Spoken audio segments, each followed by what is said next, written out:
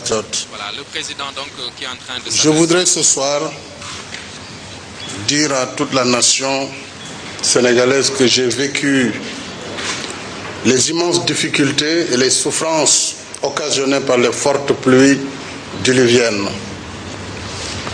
C'est l'occasion pour moi, avant de me rendre sur différents sites éprouvés, de présenter mes condoléances à toutes les familles de victimes. Je prie Allah, le Tout-Puissant, de leur accorder une place privilégiée dans ces paradis. Les catastrophes naturelles, comme les tragédies du fait de l'action humaine, constituent généralement des points d'un nouveau départ pour les peuples. Nous ne devons pas rater cette fois-ci le nécessaire virage pour emprunter les chemins vers d'autres rivages. Oui, il faut agir, ici et maintenant. Agir contre nos mauvaises habitudes, agir contre nos mauvaises attitudes, agir contre nos mauvaises pratiques. Je retiens toutefois, et c'est un bon signe, que l'épreuve que notre pays traverse à travers ces pluies diluviennes a révélé l'immense capacité du peuple sénégalais à faire preuve de solidarité lorsque les enjeux le recommandent. Je félicite le Premier ministre Abdoul Mbaye et l'ensemble du gouvernement pour la promptitude avec laquelle et l'engagement avec lequel ils ont pris en charge les problèmes découlant de ces inondations. Je voudrais saluer les gestes divers de générosité et de disponibilité, les gestes patriotiques inspirés de nos traditions ancestrales qui veulent que la souffrance et les douleurs, comme la joie et le bonheur, soient partagés.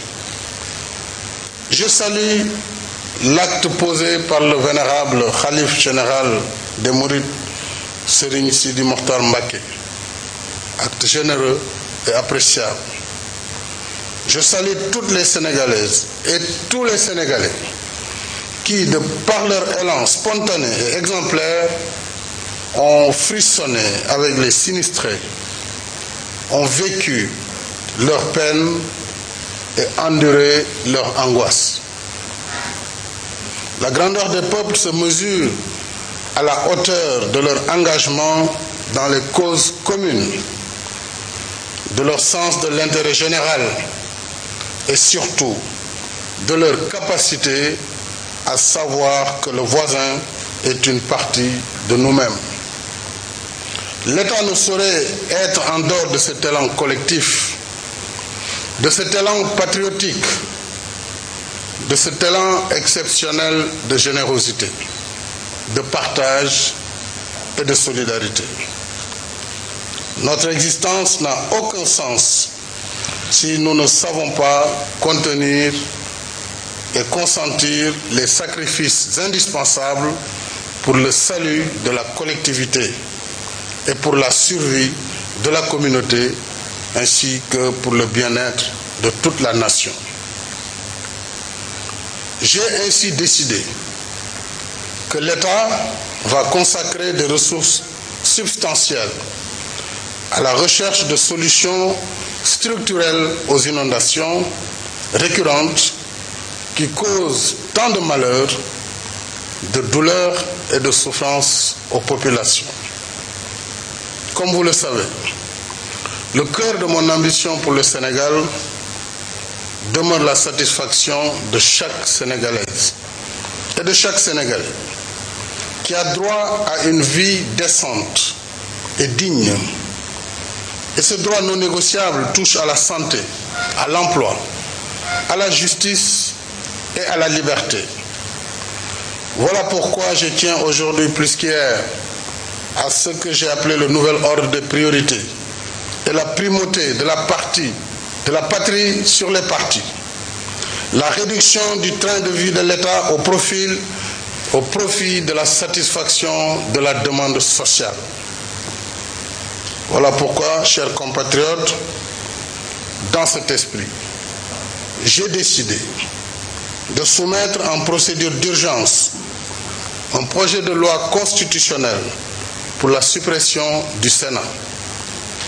Les ressources prévues pour cette institution, près de 8 milliards, seront ainsi préliminairement consacrées, entre autres, à la solution des inondations à travers déjà le projet de gestion des eaux pluviales, PROGEP, où le Sénégal est déjà engagé avec la Banque mondiale, un projet que nous devons élargir sur l'ensemble du territoire national avec la mobilisation de plus de 100 milliards dès la prochaine année.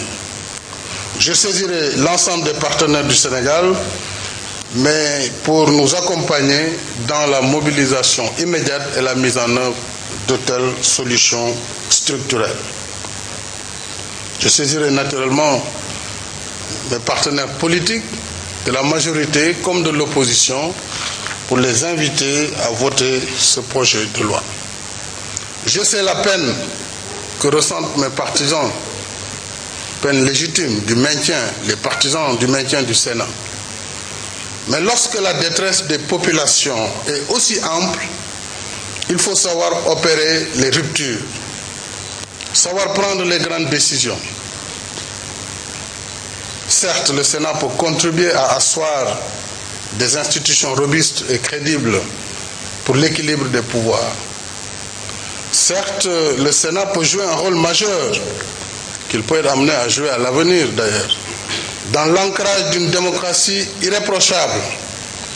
Certes, le Sénat peut permettre d'élargir le champ de la représentation populaire de divers types d'acteurs dont les avis sont précieux pour la société, sa stabilité et sa cohésion. Mais quoi de plus urgent que l'allègement des souffrances de notre peuple, dont les attentes constituent le centre de mes préoccupations. L'urgence, c'est de venir à bout des inondations.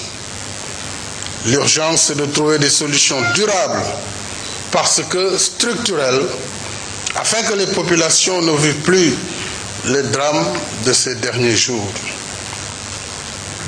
Et sur ce chemin, j'ai décidé que le gouvernement travaille d'ores et déjà à trouver des sites appropriés pour reloger dans les meilleures conditions les familles touchées par les inondations.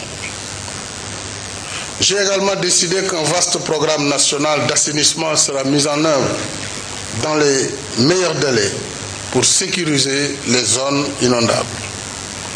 Nous avons les ressources, nous avons les intelligences et surtout, nous avons la volonté politique de conduire de tels chantiers par le biais de notre peuple et de notre pays. Je vais conclure maintenant. Je nourris l'espoir, mes chers compatriotes, que tous les acteurs, en commençant par l'État, empruntent les nouveaux chantiers de la rigueur, de la discipline et de l'ordre, valeurs et principes sans lesquels il n'est de destin collectif possible, mais surtout de développement durable. Voilà pourquoi j'engage les services de l'État concernés à veiller à l'application stricte de la loi dans tous les domaines et singulièrement dans le domaine de la construction et de l'aménagement du territoire.